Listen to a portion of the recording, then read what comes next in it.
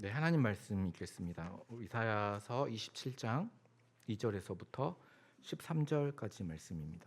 저희 토요일 본문이죠. 이사야서 27장 2절에서부터 13절까지 말씀을 한 절씩 교독하도록 하겠습니다. 이사야서 27장 2절에서부터 13절까지 말씀입니다. 제가 먼저 읽겠습니다. 그날에 너희는 아름다운 포도원을 두고 노래를 부를지어다. 여호와는 포도원 지기가 되며 때때로 물을 주며 밤낮으로 간수하여 아무든지 이를 해치지 못하게 하리로다. 나는 포도원에 대하여 노함이 없나니 찔레와 가시가 나를 대적하여 싸운다 하자. 내가 그것을 밟고 모아 불사르리라.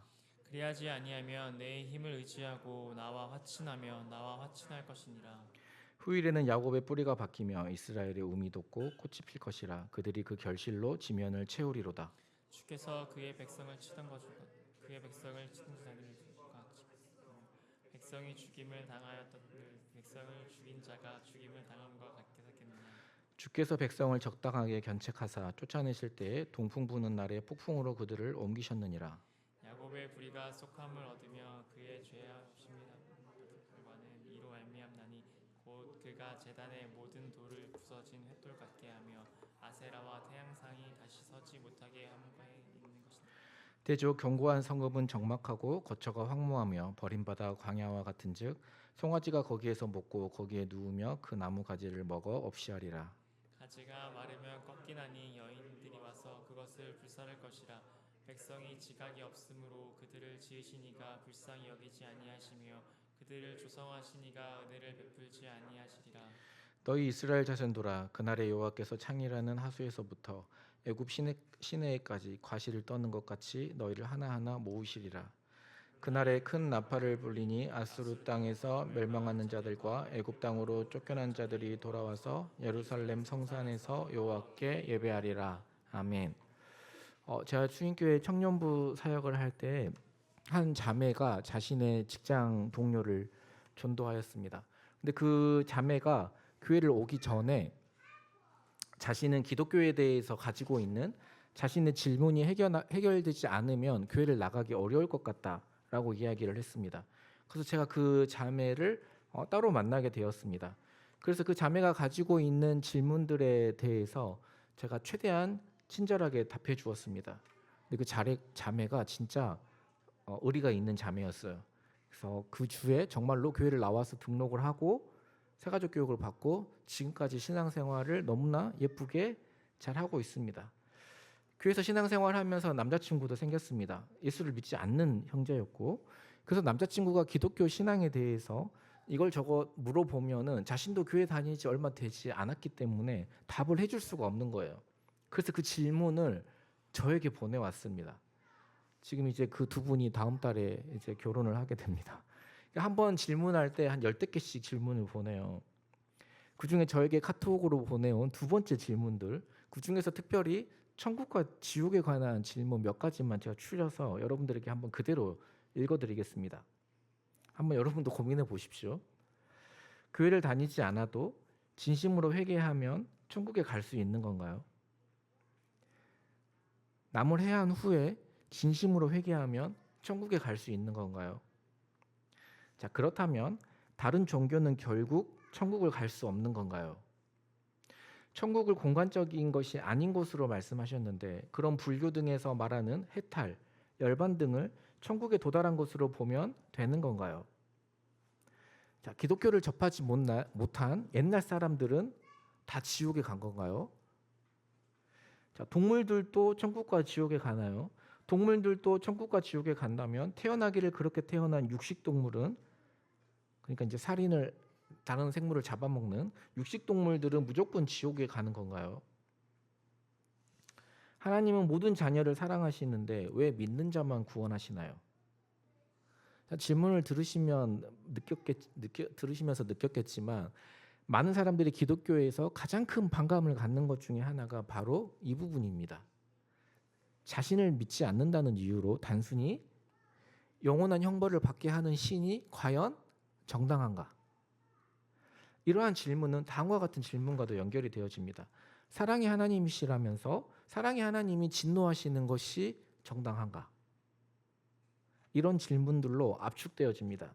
지금 저희가 7월, 8월 내내 이사야서를 묵상하면서 심판의 내용을 계속해서 듣고 있습니다.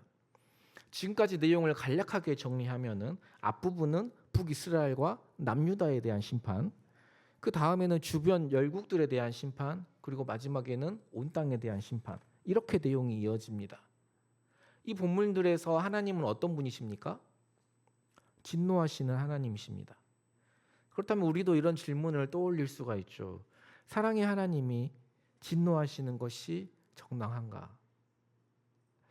목사님은 맨날 보금보금 그러시는데 하나님이 우리를 사랑하신다고 그러는데 정말 그 이 사랑과 이 불같은 진노와 심판이 같이 갈 수 있는 건가? 이 문제를 한번 짚고 넘어가야 할 필요가 있는 것 같습니다. 먼저 비신자들이 가장 많이 오해를 하고 심지어 믿는 신자들도 오해하는 말이 있습니다. 예수천당, 불신지옥이라는 말이에요. 뭔가 입에 딱 달라붙고 뭔가 라임이 딱 맞죠. 뭔가 이렇게 좀 약간 속 시원하기도 하고 불신지옥, 지옥에나 가라. 뭐. 기독교라면서 기독교를 비판할 때 대표적으로 하는 말이기도 하고요. 특별히 비신자들이 정말로 기분 나빠하는 말이기도 합니다. 이 말이 정말 맞는 말일까요? 이 말은 반은 맞고 반은 틀린 말이에요. 그러니까 예수 천당은 맞아요. 예수를 믿으면 우리가 하나님과 영원토록 즐거운 교제를 나누게 될 것이라는 내용은 옳습니다. 그러나 불신지옥이라는 말은 옳지 않죠. 왜 그렇습니까? 우리가 지옥에 가는 이유가 무엇입니까? 엄밀하게 말하면 예수를 믿지 않아서가 아니죠. 그렇다면 왜 지옥에 갑니까? 내가 지은 죄 때문입니다. 죄는 반드시 책임, 그에 따른 대가가 따르고 그 죄의 결과가 성경은 무엇이라고 이야기하고 있습니까? 죽음, 곧 영원한 형벌이에요. 자, 서론에서 그 형제가 던진 질문들을 자세히 가만히 들여다보면은 한 가지 전제가 깔려 있다는 걸 알게 돼요.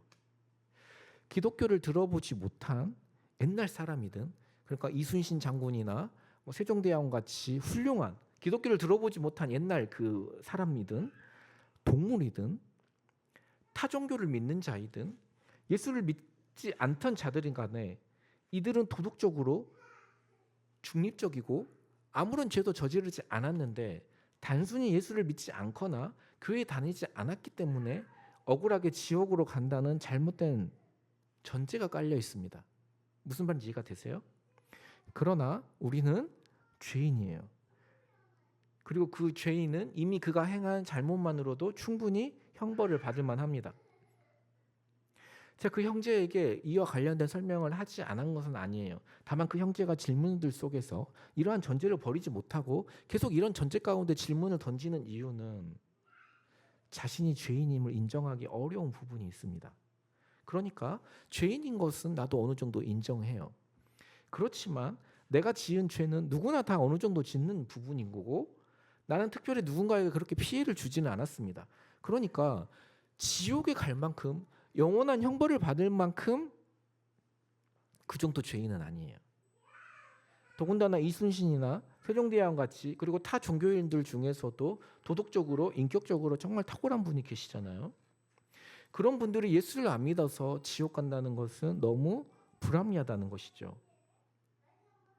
그래서 이러한 전제들은 우리가 지은 죄에 비하면은 이 지옥이라는 형벌은 너무 지나친 것 아닌가 하는 질문으로 연결되는 거예요. 그러니까 이사야서 심판을 쭉 보면서 이들이 지은 죄에 비해서 이 심판이 너무 무거운 거 아닌가. 결론적으로 말하면 죄에 대한 형벌의 무게는 죄의 질로 결정합니다. 제가 차 사고를 냈는데 속도를 위반하여서 한 시속 140km로 가로등을 들이받았어요. 자, 이 죄에 대한 형벌과 제한 속도 30km 구역인데 제가 40km로 가다가 사람을 쳤어요. 근데 그 사람이 죽은 거예요. 자, 어떤 게 더 형벌이 큽니까? 그 죄의 지위를 결정하는 기준이 무엇입니까?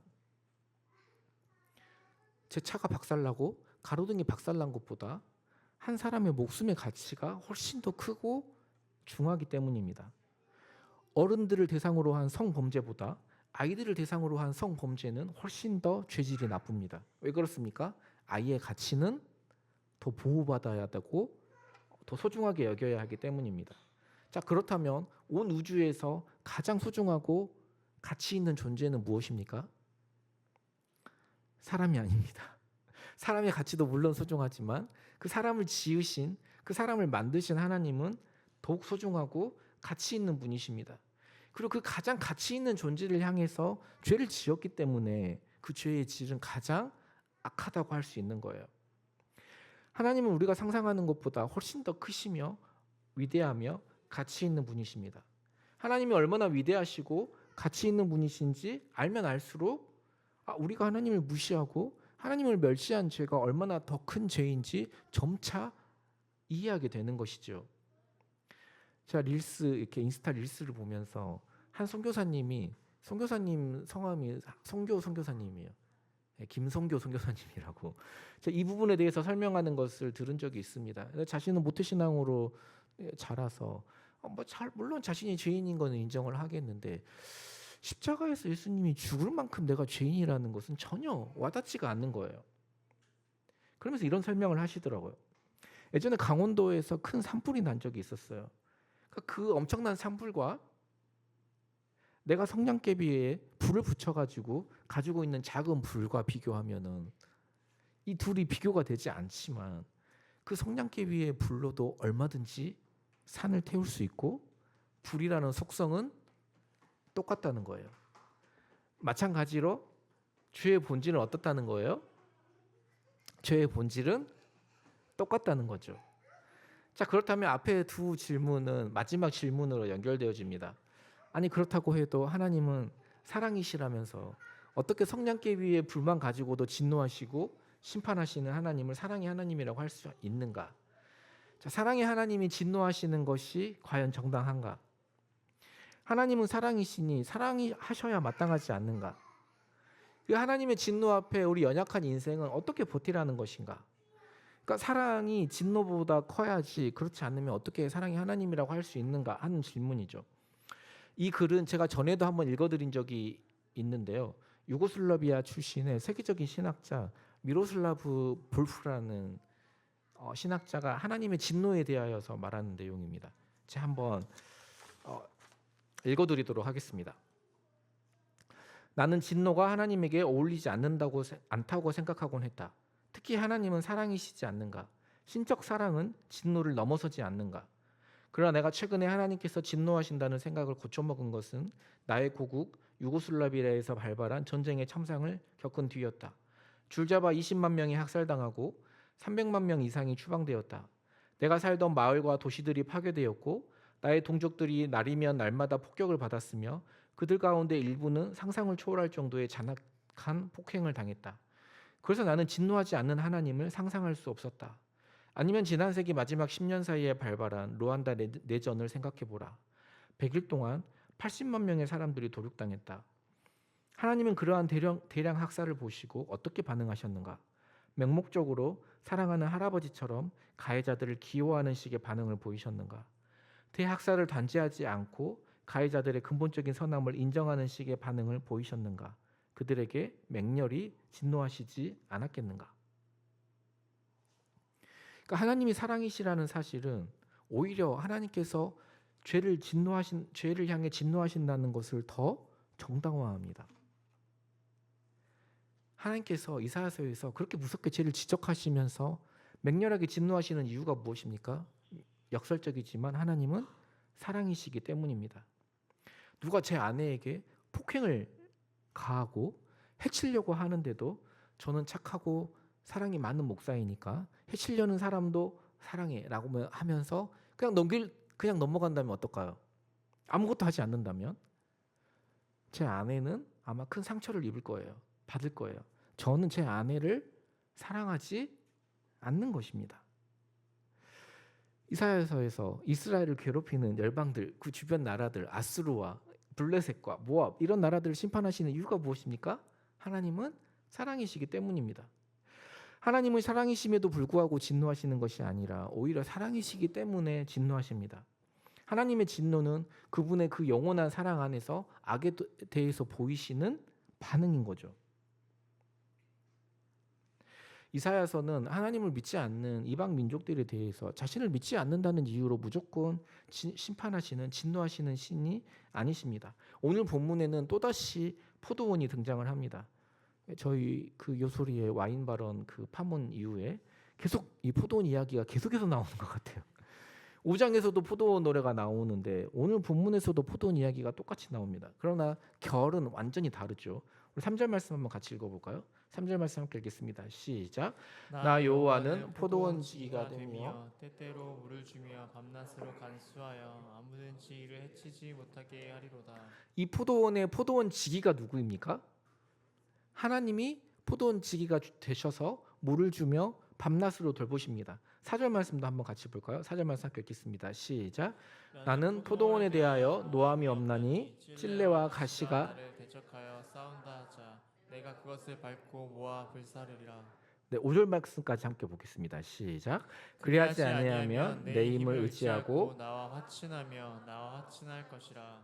여기서 그리하지 아니하면이라는 단어의 뜻은 대적하다가 불타 없어지지 않으려면 이런 뜻이에요.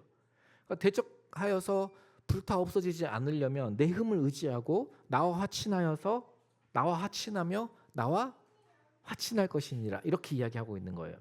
즉 하나님께서는 찔레와 가시를 포도원 밖에 찔레와 가시를 무조건 불태워서 멸망시키려는 것이 목적이 아니라 나와 싸우지 말고 내 품으로 피하여서 평화를 맺으며 살자 라면서 살 길을 열어주시는 거죠. 그러니까 나와 화친하며 나와 화친할지니라 반복되는 것은 강조입니다. 그 문장의 핵심이 하나님의 뜻이 거기에 있다는 거예요. 그러니까 하나님께 돌이켜서 의지하기만 하면은 반드시 용서와 화평을 주시겠다는 확고한 약속입니다. 그러니까 이스라엘을 괴롭히는 찔레와 가시들이라고 할지라도 이방인이라고 할지라도 하나님의 은혜를 붙들면 심판을 면하고 이 은혜의 영역 안으로 들어올 수 있음을 보여주시는 것이지요. 요약하자면 5절은 찔레와 가시가 하나님의 진노로 불살라지는 대신에 하나님을 의지하고 돌이켜 평화와 화친을 누리도록 강력하게 공고하고 초대하는 말씀입니다. 하나님은 지금도 찔레와 가시들을 초대하고 계십니다. 제가 좋아하는 그 당대의 최고의 지성인이자 그 변증가인 C.S. 루이스가 한 이야기입니다. 그러니까 지옥의 본질을 잘 설명한 이야기가 있어요. 천국과 지옥의 이혼이라는 작품인데요. 설정은 이렇습니다. 우리가 지옥에 가잖아요. 지옥에 관한 묘사도 굉장히 재미있어요. 거대한 이렇게 회색 도시로 이렇게 나오는데, 그런데 진짜 재미있는 것은 지옥에는 놀랍게도 천국으로 가는 천국행 버스가 정기적으로 운행을 하고 있어요. 재밌죠? 그러니까 지옥에 있는 영혼들은 언제든지 마음만 먹으면 그 버스를 타고 천국으로 갈 수가 있습니다. 그리고 그냥 그 버스를 타고 천국은 이런 곳이구나 구경만 하고 오는 것이 아니라 천국에 도착한 지옥의 영혼들은 그 천국의 견고한 영혼들을 만나면서 그곳에 남을 기회가 있어요. 그러니까 버스를 타고 가서 여기 천국 너무 마음에 드는데 그러면 거기서 그냥 살아도 된다는 거예요. 하지만 천국에 머물기 위해서는 딱 한 가지 조건이 있어요. 그게 뭘까요? 하나님의 통치에 순종해야 한다는 거예요. 그러니까 자신의 고집과 그 자아와 집착을 내려놓고 완벽한 타자이신 하나님을 그 사랑을 완전히 받아들이는 거예요. 그래서 지옥에 여러 가지 유형의 캐릭터들이 등장을 합니다.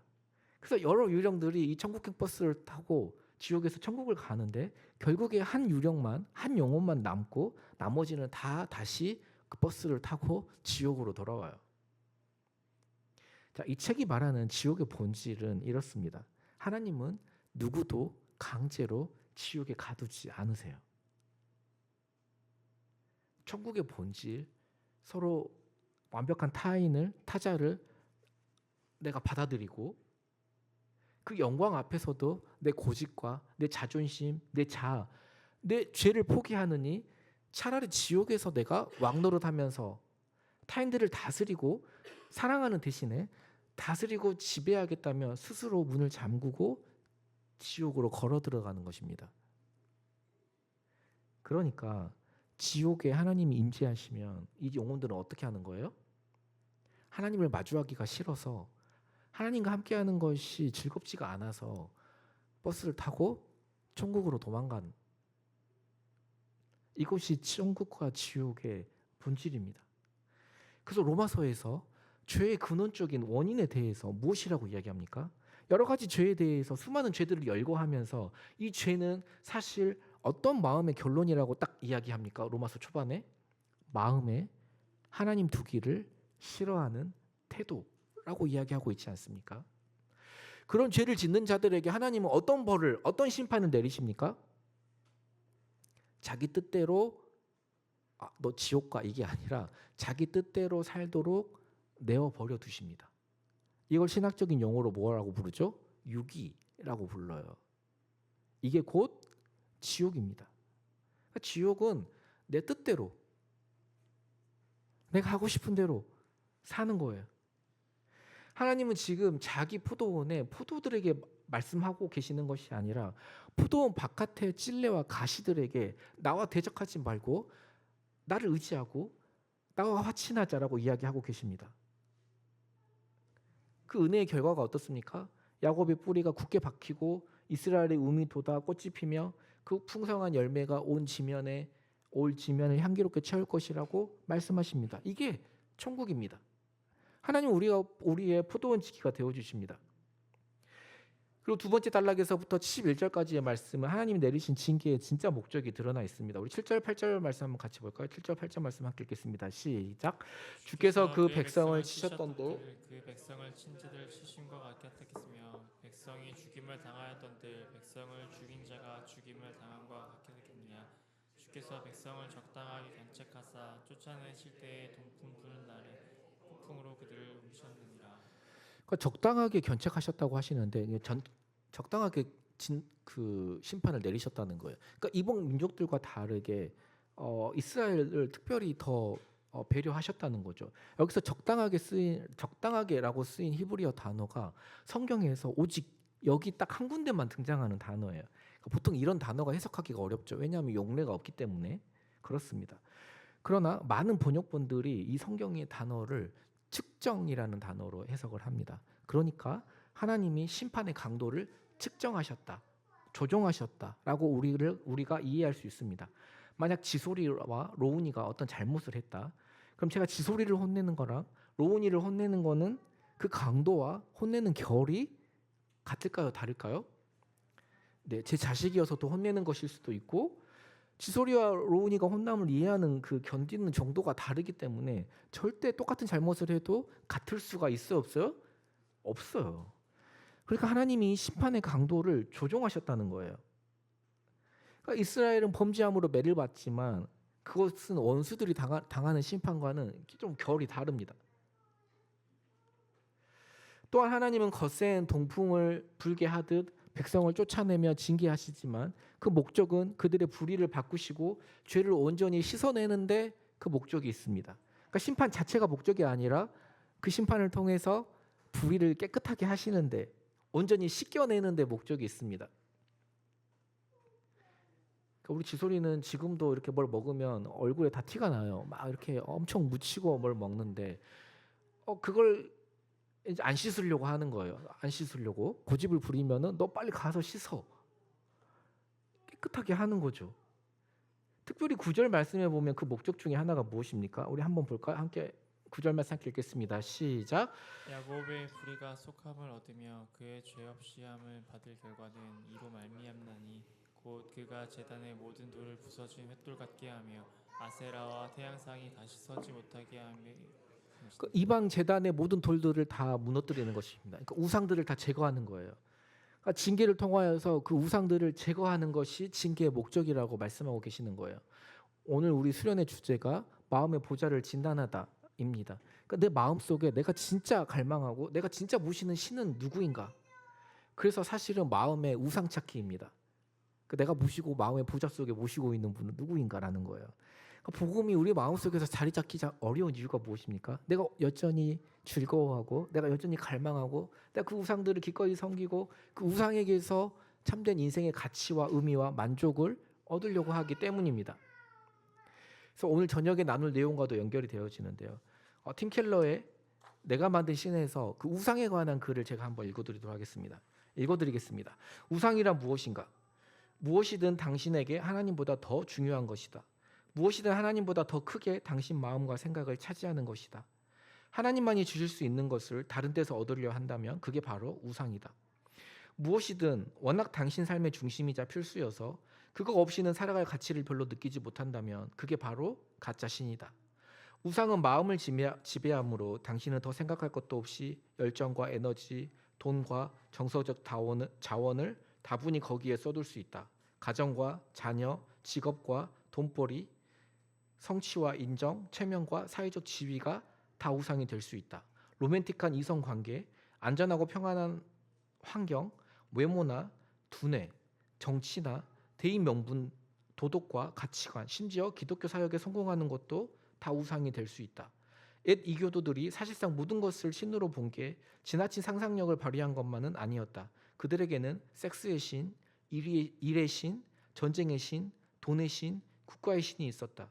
무엇이든 신이 되어 개인의 마음이나 대중의 삶을 신처럼 지배할 수 있다는 엄연한 사실 때문이었다. 무슨 말인지 이해가 되시죠?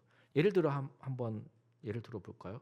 지금 제 나이 정도가 40대 후반에서 50대 전까지 이 나이대가 목사님들이 담임 목사로 청빙을 가장 많이 받는 시기입니다. 그래서 제가 많이 제 또래에 제가 아는 제 동기들 많은 목사님들이 가장 신경 쓰는 것 중에 하나가 바로 다이어트입니다. 외모예요. 그러니까 다이어트 하느라 굉장히 힘들어합니다. 별의별 시술을 다 받고요. 피부 관리, 두피 관리, 특별히 이제 머리가 좀 빠지고 시작하신 분, 탈모가 오시는 분들은 두피 케어에 엄청난 돈을 쏟습니다. 건강 검진에 고지방, 고지혈 이런 것들이 하나라도 들어가신 분들은 그 청빙 서류를 낼 때 건강 기록도 다 제출하게 되어 있기 때문에 심지어 사모님의 건강 기록 검진도 서류가 들어가기 때문에 이걸 없애기 위해서 운동을 엄청나게 합니다. 왜 그렇습니까? 여러분 큰 교회 목사님들 딱 화면에서 보면 좀 어떻게 느껴지시는 거 없으세요? 약간 연예인 같지 않으세요? 굉장히 관리합니다. 엄청나게 관리합니다. 담임 목사 뽑는데 뭐가 중요하다는 거예요? 성도들이 담임 목사 볼 때 뭘 본다는 거예요? 자, 외모, 아름다운 외모 좋은 거예요. 아름다운 몸, 건강 좋은 거예요. 하지만 이를 신격화해서 가장 중요한 것으로 삼는다면 우리가 진정으로 숭배하는 것은 미의 여신 아프로디테이죠. 요즘 문화 전체가 끊임없이 외모 때문에 고민하고 거기에 시간과 돈을 엄청나게 쏟아붓고 성품까지 다 외모의 기초에서 성품을 평가하지 않습니까? 본문에 나오는 아세라 신은 신들의 연인이었어요. 최고 신의 여인, 다상과 풍요를 상징하는 섹스의 신이기도 했습니다. 성경에서 말하는 우상 숭배는 절대로 단순하지 않아요. 그냥 돌로 세워진 이런 제단 이런 것들을 의미하지 않습니다. 지극히 복잡한 개념이라고 할 수 있죠. 지적, 심리적, 사회적, 문화적, 영적인 모든 범주를 다 아우릅니다. 로맨틱한 사랑과 가정, 돈, 권력, 성취, 인맥, 타인이 정서적으로 자신에게 기대게 하는 것, 건강, 몸매, 패션, 매력적인 외모 등등 많은 사람이 하나님만이 주실 수 있는 희망과 의미와 만족을 이런 데서 얻으려고 합니다. 고대 근동의 신들도 그렇지만 우리가 섬기는 세상의 우상들도 굉장히 비인격적이고 잔인합니다. 우리가 늙거나 실패하거나 쓸모 없어지면 가차없이 우리를 버려요. 우상은 우리에게 끊임없이 이 모든 것을 바쳐라고 요구합니다. 심지어 고대 근동의 우상들은 어떤 것까지 요구했냐면은 자식들을 인신 제사로 바치도록 요구했어요. 그 인신 제사는 현대에서도 일어나는 일들입니다. 여기 목동에 학원 가 보면은 예, 그 많이 볼 수 인신 제사들이 많이 이루어지고 있는 걸 볼 수 있어요. 그 자신의 욕망 때문에 자녀들을 제물로 삼아서 이루려고 하는 인신 제사는 지금도 빈번하게 이루어지는 일 아닙니까? 정말 자식을 위한 길이라고 할 수 있습니까? 아니면 부모의 욕망입니까? 우상들은 우리에게 모든 것을 요구합니다. 그러나 십자가의 예수님은 정반대로 말씀하세요. 내가 너를 위해서 내 모든 것을 다 주었다. 자신을 내어주심으로써 다 이루었다라고 말씀하십니다. 이 십자가의 은혜를 맛본 사람만이 비로소 세상의 아세라와 태양상 그 헛된 우상들을 버릴 수가 있는 것이죠. 하나님은 우리에게서 이런 것들을 제거하시기를 원합니다. 자신에게서 만족과 의미와 가치를 얻기를 원하세요. 그 아세라와 태양상이 다시 서지 못하게 함에 있는 것이라 말씀을 맺겠습니다. 우리는 본래 하나님의 포도원을 해치던 찔레와 가시 같은 존재였습니다. 로마서의 말씀처럼 마음에 하나님 두기를 싫어해요. 끝까지 내 뜻대로 내 삶의 주인이 되겠다고 하나님을 대적하던 자들이었습니다. 공의대로라면 우리 모두는 모아져서 불살라져 마땅한 원수였고 지옥의 백성들이었죠. 세상의 헛된 우상들을 쫓아 방황하던 자들입니다. 그러나 하나님은 우리를 불태우시는 대신에 자신의 독생자를 십자가에 달리게 하시고 그 찔레와 가시가 받아야 할 심판, 그것을 십자가에서 모두 감당하셨습니다. 그 예수님은 오늘 우리에게도 말씀하십니다. 내가 대가를 다 치렀으니까 이제 내 힘을 의지하고 나와 화친하자. 나와 화친하자. 두 번 말씀하세요. 십자가는 하나님이 여러분들 향해서 내미신 화친의 손길입니다. 그 무조건적인 사랑 앞에서 여러분 자아와 고집, 그 세상의 헛된 우상들을 내려놓고 마음의 문을 열어 예수 그리스도와 손을 잡으시기를 예수님의 이름으로 소망합니다. 우리 함께